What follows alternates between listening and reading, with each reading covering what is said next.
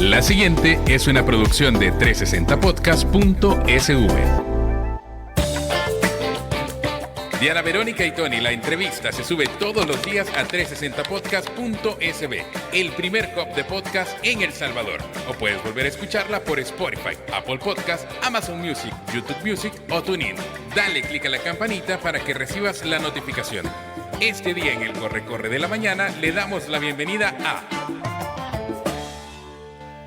Por primera vez con nosotros, el abogado de la República, también es romerista.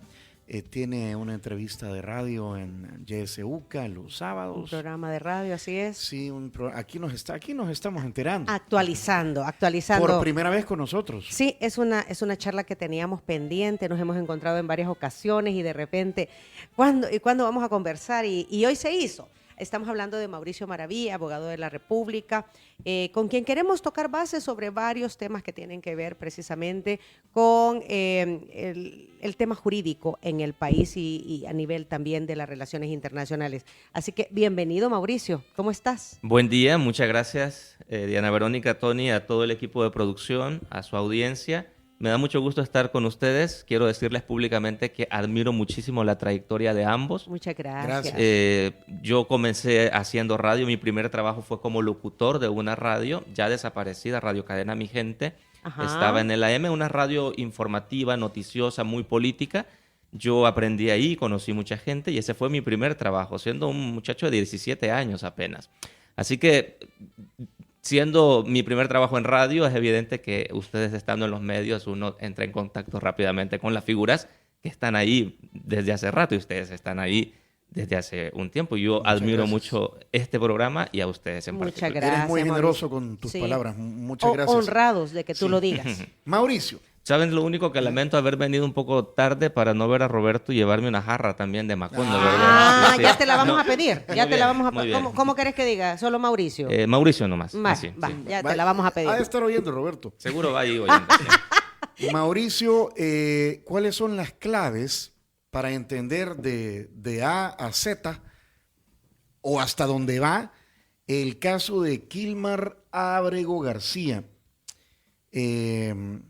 Porque ha sido tema hasta de presidentes en la oficina oval, que tiene que ver también con el servicio de cárceles que brinda El Salvador a Estados Unidos, ¿verdad? Y que ya incluso ha tenido ecos esta semana desde Venezuela con Nicolás Maduro. ¿Por dónde empieza la cosa? Empecemos por el servicio de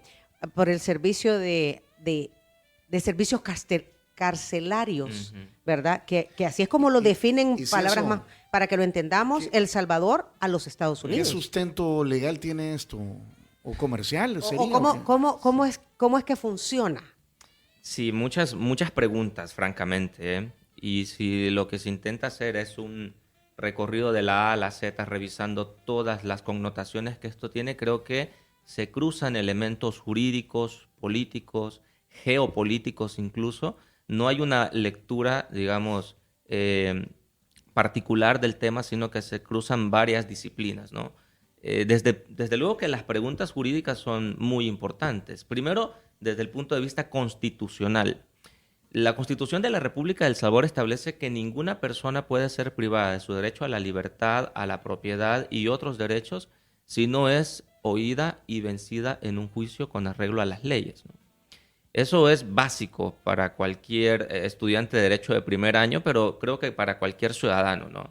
Que tú no puedes ser despojado de tus cosas, de tus derechos y de tu libertad, si no es que has cometido una infracción y se te ha juzgado con un proceso debidamente configurado, ¿no? Por eso se dice que toda persona es inocente hasta que no ha sido vencida en juicio. Y se dice, fíjate que es bien curioso, recuerdo que cuando yo tuve esa clase en la universidad, nos decían si cualquier persona goza de la presunción de inocencia. Y el profesor insistía en que la Constitución dice cualquier persona a quien se impute un delito. Desde el momento en el que a ti te hacen una acusación, se presume tu inocencia y el Estado, a través de sus órganos de persecución penal, es el que, recabando todas las pruebas, debe demostrar lo contrario, debe demostrar o como dicen, despojar de esa presunción de inocencia a la persona acusada. Entonces eso es muy básico, ¿no? De garantías constitucionales y garantías penales.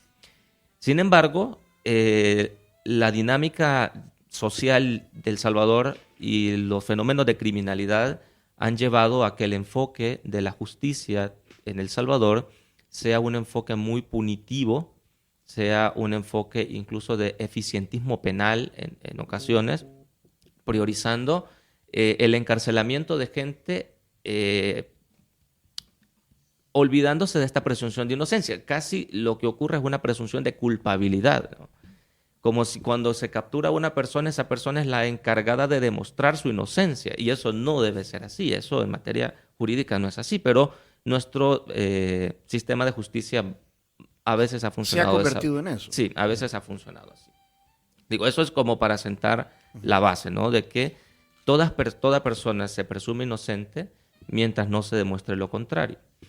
Eso para el caso de las personas que estamos aquí en El Salvador, dentro de este territorio. Por eso, cuando uno se forma como abogado, de las primeras materias que cursa es teoría del Estado o cuestiones relativas a la comprensión sobre la dinámica política y estatal, porque los estados tienen un territorio delimitado y dentro de ese territorio es que rigen las leyes de ese estado, ¿no? Eso es lo que se conoce como principio de territorialidad. Nuestras leyes tienen vigencia acá. Apenas cruzas la frontera yendo para Guatemala y allí hay otro ordenamiento jurídico, hay otras normas, hay otras reglas, ¿no? Así sean unos metros los que separen, pero hay un principio de territorialidad que se debe respetar. En este caso también entran dudas al respecto de esto, ¿no? Estas personas que están siendo deportadas desde los Estados Unidos, ¿bajo qué legislación están siendo tratadas, ¿no? Están en una cárcel de El Salvador, pero dicen están a la orden de la justicia de Estados Unidos. ¿Cómo es eso? Si cuando una persona entra al territorio nacional en estas condiciones, comienza a ser parte de la legislación del Salvador. Exactamente, y la responsabilidad, la custodia de estas personas es del Estado de El Salvador. Entonces allí comienzan varias preguntas. En segundo lugar, la Constitución de la República establece lo que se conoce como principio de legalidad. El artículo 8 de la Constitución dice que ninguna persona está obligada a hacer lo que la ley no manda, ni a privarse de lo que la ley no prohíbe. Es decir, eso rige para todos los ciudadanos. Pero para los funcionarios es lo contrario. El artículo 86 de la Constitución dice que los funcionarios no tienen más atribuciones que los que expresamente les da la ley. Nosotros tenemos un marco de actuación que parte de la libertad, y que los únicos límites que no debes traspasar son aquellos establecidos en la legislación. Incluso nuestra redacción del Código Penal no es como la redacción de los mandamientos. No dice no matarás. Dice el que asesinare o el que matare a otra persona será sancionado con, es decir, son categorías distintas, ¿no? La libertad incluso alcanza para eso. Si tú en tu libertad puedes hacer cualquier cosa, pero si pasas ciertos límites van a haber consecuencias de cualquier naturaleza. No dice el Estado, los ciudadanos de El Salvador no matarán. Al contrario, la legislación dice, el que matare tendrá una consecuencia, ¿no? Digamos, partimos de esa comprensión de la libertad que tiene sus límites en la legislación. Pero para los funcionarios, sus actuaciones están circunscritas dentro de lo que la legislación establece. Entonces ahí surge la otra pregunta. ¿Cómo un presidente, ministros o funcionarios de El Salvador pueden recibir a personas de otros países y encarcelarlos en una cárcel de El Salvador? ¿Cuál es la base jurídica para esto? Es decir, ¿cuál es expresamente la norma, el convenio o el marco normativo que los faculta para eso? No existe. O no se conoce. O no se conoce, Ajá. exactamente, porque se ha preguntado muchísimo, bueno, al gobierno, ¿cuál es el convenio, si es que lo hay? ¿Cuáles son los instrumentos internacionales que se han firmado entre ambos países que den base a toda esta actuación? No los conocemos. Y si no los hay, es muy grave, porque los funcionarios salvadoreños entonces estarían actuando al margen de las atribuciones que la legislación salvadoreña les da, y esto acarrea consecuencias, ¿no? Entonces allí se abren un montón de preguntas de diferente naturaleza. Luego, estas personas que son deportadas, que son enviadas a El Salvador, ingresan a una prisión, al SECOT, aunque en el caso del señor Kilmar, por lo que dijo el congresista, él ahora está en Santa Ana. Es decir, que ya no es únicamente el SECOT en donde se pueden albergar a personas, sino que puede ser todo el sistema penitenciario. Esa es una pregunta que se abre por lo que dijo el congresista, ¿no? Pero cuando una persona entra a la prisión, las prisiones son, en El Salvador, son administradas por la Dirección General de Centros Penales. Es una autoridad administrativa que depende del Ejecutivo a través de la rama del Ministerio de Justicia y Seguridad. Hay un director de prisiones, un director general de centros penales, pero la ley penitenciaria faculta a los jueces de vigilancia penitenciaria para verificar las condiciones en las que están las personas en la prisión. Hay un artículo de la ley penitenciaria que le da la facultad a los jueces de vigilancia para verificar que no haya en las prisiones personas capturadas o detenidas ilegalmente. Los jueces de vigilancia es como un penitenciaria... control interno, ¿verdad? Es un control interno Es un control judicial, ajá, exactamente. del Poder Judicial. Exactamente. Ajá. Es en esta idea de los pesos y contrapesos, ¿no? De los frenos y contrapesos, del check and balance que dicen los gringos. En el mismo sistema. Dentro de nuestro mismo sistema político y de gestión administrativa y judicial, ¿no? Es decir, los jueces de vigilancia penitenciaria tienen facultades para verificar esto. Es decir, que aquí no se trata solamente de que el gobierno de El Salvador, a través del Ejecutivo, firme un convenio, que si es un convenio debiera ser ratificado por la Asamblea Legislativa también, debiera entrar en discusión en la Asamblea, pero no ha pasado esto. O si es un acuerdo de cooperación, si es un acuerdo marco, si es una carta de entendimiento, no sabemos la naturaleza del acuerdo si es que lo hay. Pero lo que intento decir es que no es solo el Ejecutivo el que tiene que ver con todo este tema, no es solo el presidente y sus ministros decidiendo sobre la vida de estas personas, sino que por las facultades que la ley da, el órgano judicial debiera meterse también en esto. Si el gobierno está actuando de esta forma, que es tan evidente, la legislación dice, por ejemplo, el Código Procesal Civil y Mercantil dice que hay cosas que no necesitan ser probadas. Por ejemplo, yo no necesito probarte judicialmente que ahorita es de día, ¿no? Es decir, esos son hechos evidentes, no necesitan ser probados. Hay un hecho evidente acá. Es de connotación internacional que se está recibiendo a personas extranjeras y metiéndolas en prisiones. El órgano judicial debiera de oficio intervenir a través de los jueces de vigilancia penitenciaria y verificar las condiciones de estas personas. Porque aquí se piensa en las responsabilidades que pueden acarrear funcionarios del Ejecutivo que están ejecutando estas actuaciones. Pero los jueces también tienen facultades para meterse en este tema y verificar el alcance de este acuerdo, si lo hay, si no lo hay. El órgano judicial debiera hacerlo.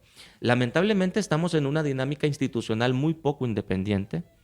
La Corte Suprema de Justicia, la Fiscalía General de la República y todos los órganos de control que la Constitución establece, lamentablemente no están haciendo uso de las facultades que constitucionalmente les competen, renuncian a ejercer sus facultades por no meterse en líos ni con la Asamblea ni con el presidente, o en otros casos porque sus titulares han sido nombrados en los últimos años y muchos de estos con vinculaciones con el Ejecutivo. Entonces, tenemos aquí varias cosas, ¿no? Porque vaya, podemos asegurar que sean salvadoreños o venezolanos, entendemos que estas personas no solamente han sido deportadas a un tercer país, que no es su país, del caso de los venezolanos o Estados Unidos, o sea, fueron deportados y metidos a la cárcel sin haber sido vencidos y juzgados en un juicio. Así es la cosa. Por lo menos no sabemos, por ejemplo, los primeros 238 que fueron deportados. ¿En qué condiciones vinieron? Dijeron, algunos de estos son miembros del Tren de Aragua. Puede que sí, ¿no? No sabemos particularmente el caso de cada uno, puede que sea cierto. Pero el asunto es, siendo parte del Tren de Aragua, de una organización internacional criminal, ya tenían procesos abiertos en Estados Unidos. ¿Cuál es su situación jurídica en los Estados Unidos? Eso en primer lugar, ¿no? Si ya fueron juzgados o no, o si están siendo procesados. Si aquí están cumpliendo una medida cautelar de detención provisional. Eso te iba a preguntar, porque... O en qué condiciones están, eso no lo sabemos. ¿Tienen acceso a un abogado? Ajá. Vaya, Por lo que se sabe, no. No. Vaya, porque, a ver, si a mí me están acusando de un delito, mientras se dé el proceso, yo estoy detenida. Y Sí. entendería yo que eso es lo que pasa con estas personas que están siendo acusadas de pertenecer a esta organización criminal internacional, el Tren de Aragua. Ujú. O sea, que estén detenidas no es delito porque están siendo procesadas. Y el juez puede determinar que mientras se da el proceso, tú estés detenido. Pero un Sí, juez esas- en Estados Exacto, Unidos. en Estados exacto, por eso Unidos. decía, Ujú. ellos estaban detenidos en Estados Unidos, ¿verdad? Ujú. Y ahora han sido trasladados al SECOT porque El Salvador ha vendido el servicio de estar en un centro penal recluidos, entendería yo, mientras se da su proceso Pero eso es en lo los que- Estados Unidos. Exactamente, pero eso es lo que no sabemos. Por ejemplo, de esa primera lista de 238, ¿cuántos de estos sí están vinculados al Tren de Aragua y cuántos de estos están siendo procesados? ¿O cuántos de estos solo fueron capturados en una redada antimigrantes y fueron metidos en una lista y enviados a El Salvador? Es decir, no tenemos esa Información. esa claridad, digamos, exactamente. Esa es información que no está disponible. Entonces, ya desde ahí es un, Ahora, es un y problema, nosotros ¿no? estamos violando ley, Mauricio, porque estamos proveyendo ese servicio a los Estados Unidos o al gobierno de los Estados Unidos sin tener toda la información que denote que en realidad estas personas están siendo procesadas y hay pruebas al respecto. Porque muchos dicen, no se trata de que estemos vendiendo los servicios de un centro penal, sino de tener personas detenidas sin una base legal. Y eso le corresponde al gobierno de los Estados Unidos, porque quienes los han detenido es el gobierno de los Estados Unidos. Ujú.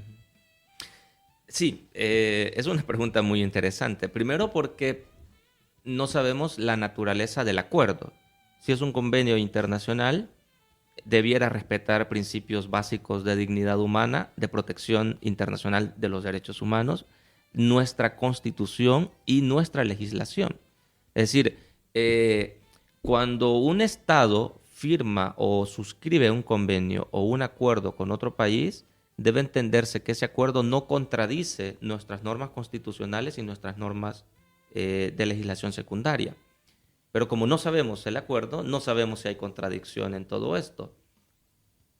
Sí hay un acuerdo. Lo que sí es evidente es que las actuaciones de los funcionarios en El Salvador por el momento no están respaldadas por una ley promulgada o por un acuerdo marco, digamos, que haya pasado por una revisión o por un proceso de formación de ley en El Salvador. Partiendo de este principio de que los funcionarios no tienen más atribuciones que los que expresamente les da la ley. Es decir, yo no encuentro ninguna ley que faculte a los funcionarios de El Salvador a recibir internacionales. Tendría que haber el Estado de El Salvador podrá Un recibir... convenio. Exactamente. Vale, como Un documento legal. históricamente, aunque Cuba reniegue de un acuerdo, un convenio que había en el tema de Guantánamo desde 1903, ¿verdad? Pero sí había, digamos, un acuerdo de tener ahí una base militar. Una base legal, ¿verdad? Que justifique Exactamente. esto. El problema Ahí ahorita está el asunto. es que no se conoce, perdón, No se conoce. esta Pues base no legal. quiero decir que no existe, Ajá. pero no lo conocemos. Sin defender o apoyar a este muchacho Ábrego, lo otro no lo decimos nosotros, lo dijeron funcionarios del gobierno de los Estados Unidos, porque desde el principio dijeron es que lo mandamos por un error administrativo. O sea, ya desde ahí... Porque eso lo han reconocido las Ajá. autoridades de Estados Unidos. Pero pongamos un poco en contexto a Kilmar. Ábrego es un salvadoreño que fue enviado al SECOT y que Estados Unidos ha dicho por un error administrativo se fue, pero no tenía que haberse ido en ese grupo. Ahora, lo que no se entiende, Mauricio, es porque el gobierno de los Estados Unidos no sé si puedo usar o no la palabra rectifica y lo manda a traer porque estaba detenido en Estados Unidos, pero no correspondía que viniera a El Salvador. Sí, lo primero fue que el gobierno admitió que había sido un error enviarlo, ¿no? Ya una vez él está aquí, lo que Estados Unidos no quiere hacer es retornarlo a su país. Ajá. Contra orden expresa de una jueza, de la jueza Paula Sinis de Maryland, que le ordenó al gobierno que hiciera todas las gestiones para que esta persona regresara porque no se había respetado ningún procedimiento en su deportación. Él llegó de El Salvador a Estados Unidos en 2011. Tenía más de una década de estar allá. En algún momento de estos 10 años que él ha estado allá, él obtuvo una protección legal para permanecer en los Estados Unidos. Porque cuando le dieron esa protección argumentaron que esta persona corría riesgo de las pandillas si regresaba a El Salvador. Entonces lo ampararon en Estados Unidos y le dieron una protección legal para que permaneciera allá. Cuando la jueza de Maryland ordena al gobierno de los Estados Unidos que lo retorne, el gobierno, para no cumplir con esa orden, comienza a señalarlo de pertenecer a la MS. Pero la propia jueza, en una audiencia, les dice, bueno, ¿cómo lo demuestran? ¿Cómo demuestran la pertenencia de esta persona a la MS? La misma jueza les dice en la audiencia, no me han presentado absolutamente nada que demuestre una vinculación de esta persona. Es decir, aquí se cruzan cosas desde las versiones públicas, órdenes judiciales y el metarrelato, que yo creo que es donde se está disputando todo esto, ¿no? Estamos en la época de la posverdad. Y como dicen, la posverdad no es una mentira vedada, pero la posverdad lo que hace es, para poner una metáfora, es como que alguien ahorita viniera con una bomba de humo y nos inunda toda esta cabina de humo y no distinguimos bien quién está enfrente de mí, qué es lo que tengo enfrente. La posverdad hace eso en la narrativa de los medios de comunicación, en la opinión pública ocurre eso. Estamos en la época de la posverdad y ustedes escuchen las comparecencias de Donald Trump. En su primera administración hubo un medio en Estados Unidos que hizo un recuento de cuántas mentiras o hechos no corroborados decía Donald Trump a diario. Pero era una cantidad, cada vez que él aparece dice una cantidad de cosas. A él no le importa si es cierto o no. Lo que le importa son los titulares, que se esté hablando siempre de él y que esa discusión él pueda tener un protagonismo ahí. Eso es posverdad. Entonces, en este caso estamos justamente asistiendo también a creo yo, a un caso que se juega en el terreno del relato, de la posverdad. Por eso, cuando Donald Trump no quiere cumplir la orden de la jueza, que fue ratificada, de hecho, por la Corte Suprema, Arriba, sí. porque el gobierno apeló la decisión de la jueza y la Corte Suprema le dio la razón a la jueza, entonces el gobierno, cuando se había acorralado jurídicamente, recurre a un relato. Y dice, él es miembro de la MS, porque ahí ya lo pone, ya trasladas la cuestión jurídica a una cuestión más emotiva, más emocional, etcétera, ¿no? Tenemos que ir a pausa. Te dejo plantear la pregunta a partir de lo que acabas de decir y es, y no que Estados Unidos es un país de leyes, pues. Entonces no sé cómo eso queda ahora. O sea, es la Corte Suprema, es una jueza federal. Sí. Y yo creo que ha faltado un elemento, decir de que la justificación del gobierno de los Estados Unidos para trasladar a esas personas al CECOT o comprar los servicios de cárceles en El Salvador era que son criminales que afectan la sociedad de los Estados Unidos, porque si no, no los podía sacar del país. Sí, porque se basan En el caso de Kilmar. en esta ley de enemigos De extranjeros. enemigos extranjeros, más exacto. de 130 años de vigencia. Y entendería yo que por eso es el error administrativo de haber mandado a Kilmar, porque él no cae en esa categoría. Hay otro caso de un venezolano, creo que es de apellido Prada, que cruzó un puente entre Estados Unidos y Canadá, y porque él repartía comida, y cuando regresa a los Estados Unidos y pasa por un punto de revisión, allí es capturado y la familia no sabe de él, o por lo menos hasta las últimas horas no sabía, pero parece que ya descubrieron que está aquí, en el CECOT, pero él no aparecía en ninguna lista de los enviados, de las listas que publicaron los medios. Con Y nombres. lo capturaron por no tener papeles. Exactamente. Más bien él él entró legalmente, pero su permanencia ya fue ilegal porque se quedó allá, ¿no?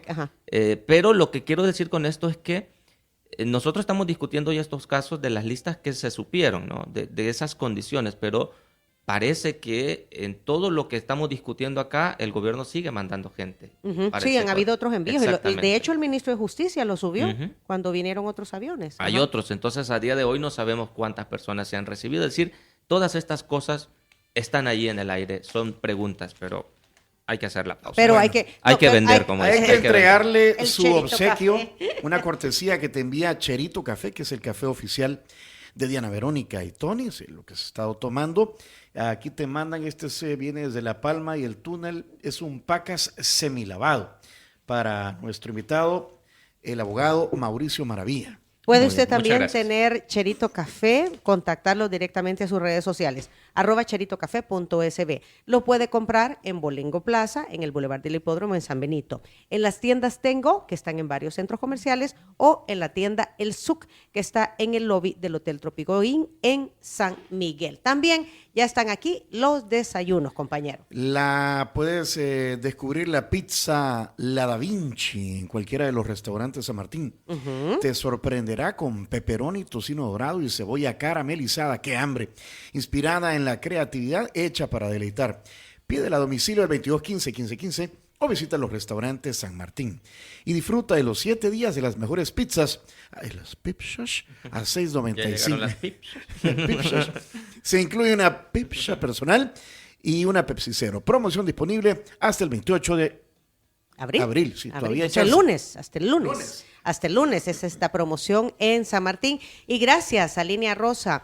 Te recomendamos Línea Rosa, Mauricio. Línea Rosa es un servicio de transporte que lo conducen mujeres para transportar mujeres. Un caballero es bienvenido siempre y cuando el servicio lo solicite una mujer.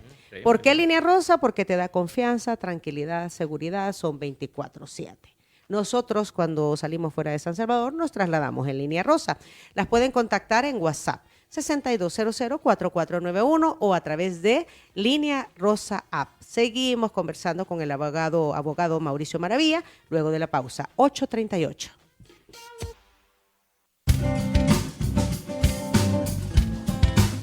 Ocho de la mañana, 47 minutos. Estamos conversando con el abogado de la República, Mauricio Maravilla.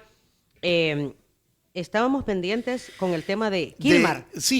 Mi pregunta es, vaya, si existe el metarrelato político, la posverdad que maneja el presidente Donald Trump, pero es que él es el presidente de una nación donde se presume que impera la ley y que hay pesos y contrapesos. ¿O es que eso está cambiando también? Y que se respetan los procesos. Ujú. Sí, está cambiando. Está cambiando y creo que una radiografía muy buena de todo este proceso de renuncia en Estados Unidos a ciertos valores que los han identificado es el libro Cómo mueren las democracias de los politólogos Steven Levitsky y Daniel Ziblatt. Este es un libro del 2018, me parece. Estos dos politólogos de Harvard explican allí cómo es que Donald Trump llega a ser, primero, candidato del Partido Republicano. Cómo fueron permitiendo que una persona que de entrada no tenía vocación democrática, etcétera, se instalara con tanto peso en un partido tan importante como el Partido Republicano en los Estados Unidos. Pero ¿Se lo tomó? sí, básicamente. Y ahora, de hecho, en el primer periodo, él tenía contrincantes, algunos incluso funcionarios de él en esta administración, que eran muy críticos de él en aquel momento. Tiene el propio vicepresidente, J.D. Vance. Marco Rubio le dijo. Marco Rubio era le dijo uno todo. de los críticos. Ujú. Entonces, pero, digo, en Estados Unidos, en las últimas décadas, también la democracia, que es la democracia más antigua, ¿no?, comenzó a entrar en un proceso de crisis. Es que estamos asistiendo a un proceso de crisis. En este libro de Cómo mueren las democracias, estos politólogos dicen, el cuarto de siglo, de 1990 al 2015, es el cuarto de siglo más democrático en la historia del mundo. En la historia. Porque, claro, 1990, un año antes había caído el muro de Berlín. Entonces, en la humanidad había como un consenso de que la democracia era la mejor forma de gobernarnos. La democracia que permite libertades, que tiene un aparato institucional que se controla mutuamente, controles interorgánicos, Que permite etcétera. participación. Exactamente, la existencia de partidos políticos, la pluralidad, la libertad de prensa, la democracia que reivindica todas estas cosas, había un consenso de que era la mejor forma de gobernarnos. De hecho, aparece por esos años el libro de Francis Fukuyama, El fin de la historia, como diciendo, la democracia ha triunfado, es la única forma de entendernos. El capitalismo es el sistema económico que nos va a regir y la democracia es la que va a administrar todas estas cosas. Pero 15 años después, la democracia comienza a entrar en crisis. Cuando uno va y revisa, por ejemplo, las estadísticas de organismos especializados como Freedom House o la Universidad vamos a ver, en Noruega hay una universidad que tiene un instituto, el Instituto Varieties Democracy, que es VIDEM, que hace mediciones sobre las libertades y la democracia en el mundo. Cuando uno va y revisa, a partir de 2015, comienza una caída en el apoyo a la democracia. En el caso latinoamericano, por ejemplo, el Latinobarómetro, que es una encuesta que se hace todos los años, para el caso de El Salvador, el punto más alto de apoyo a la democracia se sitúa ya por 2009, con un 58% de apoyo a la democracia. Es decir, que el 58% de las personas decían que preferían la democracia a cualquier otro sistema de gobierno, porque esa es la pregunta que hace el Latinobarómetro.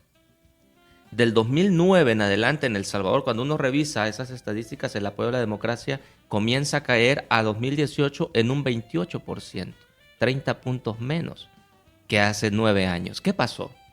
La democracia comenzó a fallarle a la gente. Así lo ve la gente, porque dice, bueno, me hablan de democracia, de instituciones, pero mi situación económica no mejora. O sea, esto pobreza que llaman no democracia no me sirve. Exactamente. No mejora mi calidad de vida. ¿Por qué yo debo defender la democracia si mi vida sigue igual de jodida que hace décadas, ¿no? Entonces, todos estos discursos resultan vacíos para la gente. Pero es que la democracia no es la encargada de dar esas condiciones de bienestar económico a la gente. Eso es un tema económico, de plan de gobierno económico o de sistema económico. Hay países que han logrado crecer económicamente y no son sistemas democráticos. China es el mejor ejemplo. Estos conocidos como los tigres asiáticos. El presidente salvadoreño reivindica mucho a... ¿Qué país es este que mencionan mucho? Singapur, porque es la vía de crecimiento económico, es crecimiento económico por la vía autoritaria. Y la gente en las encuestas del Latinobarómetro y en muchas encuestas de la UCA comenzó a reflejar la idea de que preferían un líder autoritario que les resolviera problemas a cualquier sistema democrático que le presentaran como el mejor, ¿no? Porque Entonces, cambiaba su calidad de vida. Exactamente, Ajá. pero en Estados Unidos también comenzaron a pasar estas cosas. En Europa también, el auge de la ultraderecha en Europa, el apoyo a partidos ultraconservadores, ¿cuándo uno se iba a imaginar que un partido como el partido de la ultraderecha alemana, que incluso negó cuestiones ocurridas durante el tiempo de los nazis, llegara a ser una de las 3 fuerzas más votadas en las últimas elecciones hace apenas un par de meses en Alemania? Porque se están cayendo muchos de estos relatos que nos han contado sobre las libertades, sobre la democracia, sobre la separación de poderes. En el mundo ahora mismo asistimos a una crisis de credibilidad de la democracia y el ascenso de Donald Trump, de Milei en Argentina, de otros líderes en la región y en el mundo, Víctor Orbán en Hungría, Recep Tayyip Erdogan en Turquía. Es decir, son ejemplos de líderes autoritarios en países que tienen un sistema educativo más alto que nosotros, es decir, en Europa del Norte, qué sé yo, ¿no? Que uno podría decir, pues esta gente tiene vocación democrática. Pues que la democracia está en crisis en todo el mundo. Entonces, Estados Unidos es parte de este reflejo también de unos relatos que se están cayendo. El relato de la democracia liberal se está tumbando y no sabemos por qué va a ser reemplazado. Claro, esto puede ser paulatino, ¿no? Pero ¿quién defiende hoy la democracia? Así, digamos, fehacientemente, ¿no? No tiene buena prensa la democracia hoy día. Se defiende en otro tipo de cosas, ¿no? Se reivindica la libertad por encima de todo. Dice Milei que él es libertario y anarcocapitalista, que hay una contradicción ahí de temas económicos y políticos, etcétera. Hay una cosa allí, él hace un relajo, pero ya sentado en la silla se moderó. Ya se moderó, ya no era el papa el representante del maligno en la tierra, sino que hoy es Francisco y tal, y lo fue a visitar. Y ahí va a estar este sábado en las exequias. Exactamente, pero esa es... Pero es que el es Papa lo- Francisco dijo que en la iglesia te podían llegar todos, acordate. Eso sí, el Papa era así. Pero es parte de esto que Moisés Naín, en un libro que se llama La revancha de los poderosos, describe como el ascenso de los autócratas 3P. Él dice, los autócratas 3P utilizan el populismo, la polarización y la posverdad, primero para posicionarse en la opinión pública, luego para ganar elecciones, y el populismo utilizado también como estrategia de gobernar. La polarización, por ejemplo, los extremos enfrentados, extremos irreconciliables. En el caso de El Salvador, eso se ha instalado muy bien, ¿no? Es decir, tú no puedes... Pero eso es viejo. Es viejísimo. Es viejísimo. Exactamente. Ajá. ¿Y quiénes se benefician de todo esto, no? Los gobernantes de turno son los que se benefician de esto. Y hay quienes tienen más habilidad para explotar esas condiciones que están allí en la gente. Las ideas políticas. Porque dice, de política y de religión no se habla. ¿Por qué no? Digo, porque encienden muchas pasiones, ¿no? Y de fútbol. Y de fútbol. Ahora que viene el clásico el sábado, ¿no? En Macondo, en Macondo. Hay que ir a verlo a Ay, Macondo con una sopa de mondongo. Ajá. Sí. Mira, Eh, Mauricio, pero ¿qué va a pasar? O sea, vuelvo al... Te creo América Latina, donde ya tenemos historia, ¿verdad? De utilización de los métodos de la democracia, o sea, las herramientas de la democracia para llegar al poder. Sí. Y una vez estando ahí, le das Exactamente. matacán a la democracia. Pero Estados Unidos, insisto, Estados Unidos, donde hay jueces, hay cortes, hay demandas. Que se hacen respetar. eh, Bueno, ahorita los jueces... Bueno, ahora mismo no lo está respetando. Ajá, no, por eso te digo, pero se expresan. Ah, por, sí. por lo menos se expresan y dicen, ¿verdad? Bueno, ya se tomó la decisión de esto. Estamos esperando que Donald Que lo Trump cumpla. cumpla. Fíjate que en este libro de cómo mueren las democracias, estos politólogos hablan de una figura que es la que de dos cosas que han mantenido la democracia de Estados Unidos durante tanto tiempo. La primera es el respeto de las reglas no escritas. Y esto apela a la vocación democrática de los líderes.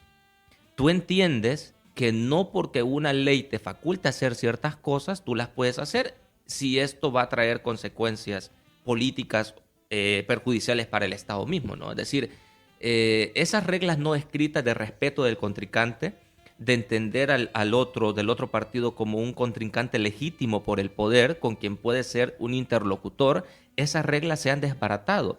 Y hoy los demócratas para los republicanos son unos delincuentes. Y del otro lado es lo mismo, es decir, esas reglas no escritas de la democracia estadounidense se han tumbado por el suelo y Donald Trump ha contribuido mucho con esto. Y el segundo elemento que ellos destacan y que me parece que está quedando reflejado hoy es la autocontención institucional. Los funcionarios se entienden como representantes de un poder temporal, sí, pero con facultades legales y constitucionales. Pero si tú llevas al límite esas facultades, comienzas a reñir con otras facultades de otros. Entonces, en tanto tú no tienes eso que ellos denominan la autocontención institucional y traspasas o llegas a los límites de tu poder, comienza una tensión muy fuerte, que es lo que estamos viendo hoy con el gobierno de Trump y la Corte, ¿no? Es decir, están ambos en una pugna por ver quién se impone. Y yo creo que quien tiene la capacidad de imponerse hoy es Donald Trump. Digamos, tiene una correlación de fuerzas, tiene una capacidad operativa y logística y narrativa además para imponerse. Lamentablemente, las resoluciones judiciales no solamente son, digamos, como documentos inspirados por la divinidad o qué sé yo, ¿no? Para los receptores de una resolución judicial o de una orden judicial también debe existir la certeza de que eso es legítimo y de que eso debe respetarse. Pero si tú comienzas a confrontar directamente con eso, comienzas a mirar A mirar dudar, eso, ¿no? ¿verdad? A dudar. Nos quedan 2 minutos. Eso es lo que yo Mauricio. estoy viendo en Estados Nos quedan Unidos. A ver, 2 minutos. Solo ya hablamos del tema, o sea, de que no sabemos si hay convenio o no del servicio carcelario, del caso de Kilmar. Pero ¿y cómo interpretas también que en medio de todo ese berenjenal, el presidente Bukele dice, bueno, pero si quieren los agarro, te los mando Maduro y tú liberas presos políticos? Tomando en cuenta que nosotros solo somos servicios carcelarios. No tenemos- disponemos de no esa- disponemos de es- las es- personas. ¿Por relato también? De hecho, sí, hay una columna de Carlos Malamud que publicó en el periódico de España hace 2 días y que retomó focos acá en El Salvador, en donde él dice, este dilema entre Maduro y Bukele no importan las cuestiones jurídicas, ni los derechos humanos, ni las garantías. Ellos en este juego están apelando al relato y están jugando para la grada. ¿Cuántos titulares van a acaparar? ¿Quién puede posicionarse mejor en la opinión pública internacional? Y en esto, en el análisis de Carlos Malamud, de este politólogo, Bukele tiene las cartas marcadas, y Bukele sabe que meterse en una discusión con Maduro lo va a dejar evidentemente mejor parado a él, porque tiene mejor prensa que la que tiene Maduro, ¿no? Entonces creo que la intención en este tema no es la de resolver el lío de los venezolanos acá, es sacar un rédito político, poner el relato de nuevo en la óptica internacional. Y yo creo que allí el presidente salvadoreño y su equipo de comunicaciones es muy talentoso. Yo admiro de verdad el equipo de comunicación del presidente, porque tiene una capacidad para manejar la agenda setting todas las semanas. Es decir, el gobierno decide qué temas se van a discutir. Y mientras el gobierno sigue enmarcando semana tras semana el tema de seguridad, así sea con temas periféricos, etcétera, pero siempre que el destino final sea hablar de pandillas, hablar de seguridad, hablar del SECOT, el gobierno tiene enmarcada la discusión pública. ¿Quién habla hoy de los temas económicos? ¿Quién está hablando hoy, por ejemplo? Bueno, lo que acaba de decir el fondo. Exactamente, 2.5% de crecimiento proyecta el fondo, que es el crecimiento más bajo de un país en Centroamérica, El Salvador, que es como lo que hemos venido manejando en los últimos años. El salario mínimo nos incrementa, la precariedad laboral, etcétera, todas estas cosas. ¿Quién las discute hoy? ¿Quién discute, por ejemplo, hoy la crisis de imagen que estaba comenzando a tener la Asamblea Legislativa y que ahora ya no se habla de eso porque están desaparecidos? Exactamente, pero ¿quién ha logrado eso? El gobierno de El Salvador. Es decir, también es metarrelato esto, es posverdad todo esto. Okay. Solo para terminar, aprovechándote. Donald Trump dijo que iban a recuperar el canal de Panamá. Todo el tema de Noruega. Noruega, vea. Sí. Dinamarca. Sí, allá Dinamarca arriba. Groenlandia, perdón. Ajá, Groenlandia. Ajá. Que Canadá iba a ser el estado 50 y pico. ¿Qué más ha dicho? Ha dicho un montón de cosas que no aplican. Que no están pasando. No, y que no aplican. Ajá. Bueno, no sé, pero para Donald Trump tal vez aplicaban, pero no. Bueno, es que los políticos incluso le han respondido. Que en 3 días iba a acabar la guerra en Ucrania. ¿Verdad? Y ahorita amenazó a Zelensky y le dijo, si no dejas que te quiten todos estos territorios, Estados Unidos sale de la negociación. O sea, un montón de cosas que no le van a suceder. El pleito con Europa, todas estas los cosas. Los aranceles. Sí. Ahora China son grandes para negociar y entonces. Pero ya se los bajó otra vez, y entonces. Pero sí, hay muchas cosas que creo que Donald Trump las utiliza para poner una base de negociación, ¿no? Como dicen, apúntale a la luna y una estrella. Es para tener posición de negociación. Exactamente. Algún meteorito va a caer. Sí. Estados Unidos sigue siendo el hegemón, como dicen los especialistas en relaciones internacionales, ¿no? Es decir, lo que Estados Unidos haga determina muchísimas de las cosas en el mundo. Las proyecciones del Fondo Monetario Internacional son a partir de los aranceles que Trump está poniendo, es decir, las proyecciones de crecimiento o de baja de la tasa de crecimiento. Dijo que había que quitar al presidente de la Reserva Federal. Exactamente. Sí. Él dice 1000 cosas. Muchas de estas acaparan titulares. Él siempre está presente, pero también lo utiliza como negociación. Hay quienes dicen que vamos a ver, el comercio en el mundo es una de las bases de la paz que hemos gozado, ¿no? Es decir, los países ante todo se preocupan por su situación económica, y en tanto la situación económica mejora o empeora, así las actuaciones políticas se van determinando también. Por eso los aranceles, de hecho, los ha dejado en el congelador nuevamente. Sí. Porque él lo utiliza como una carta de negociación con los países. Él mide, él toma el pulso. Hay países a los que, como México, aunque quiere imponerle ciertas cosas, no tiene la capacidad de hacerlo. Creo que en este caso Sheinbaum está dando lecciones de una diplomacia muy interesante, su discurso, el tono en el que lo dice, y creo que está logrando a través de la vía privada negociaciones mejores. En el caso de El Salvador, nosotros no tenemos esa capacidad de negociación. Exactamente. Nosotros nos imponen cosas y las hacemos. Y por eso creo, y cierro con esto, que el gobierno de Donald Trump ha puesto al gobierno salvadoreño a caminar sobre la cuerda floja, en este caso del encarcelamiento de extranjeros acá en el país. Es un acto de auténtico malabarismo político el que el gobierno salvadoreño está haciendo hoy, porque le está dejando muy mal parado. Los costos políticos que el gobierno está asumiendo en El Salvador son muy altos, Y yo dudo que esto sea voluntario. Yo no creo que el gobierno de buena fe ni con todo el gusto esté diciendo a los Estados Unidos, nosotros ofrecemos esto. Creo que es una imposición del gobierno de los Estados Unidos. Por eso, no importa si el gobierno salvadoreño se mete en líos jurídicos, porque Estados Unidos sale de un problema. Que vea el gobierno salvadoreño cómo lidia con esto en la interna salvadoreña y luego, cuando haya que deducir responsabilidades a nivel internacional, ¿quiénes van a ser los responsables? ¿Qué pasa con estas órdenes judiciales de los jueces federales en Estados Unidos que no se están cumpliendo? Va a haber responsabilidades para los funcionarios allá, pero pueden haber investigaciones de carácter federal también para funcionarios salvadoreños que están impidiendo que esas órdenes se ejecuten. Digo, las cosas están planteadas de esa manera.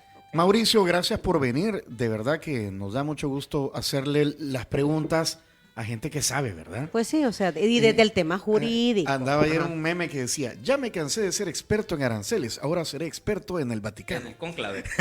Hay que ver la película para tener una idea. Así que sí tratamos de que a la audiencia venga gente que preguntarle a quienes saben, ¿verdad? Así que muchísimas gracias. Bueno, gracias, Mauricio. Bueno, esta es la primera de muchas conversaciones. Cuando quieran, yo encantado. Muchas gracias. Y si quieren volver a escuchar esa entrevista, atención. Si quieres volver a escuchar esta entrevista, ingresa a 360podcast.sb, el primer hub de podcasteros salvadoreños. Sigue a Diana Verónica y Tony la entrevista en Spotify, Apple Podcasts, Amazon Music, YouTube Music o TuneIn. Esta fue una producción de 360podcast.sv.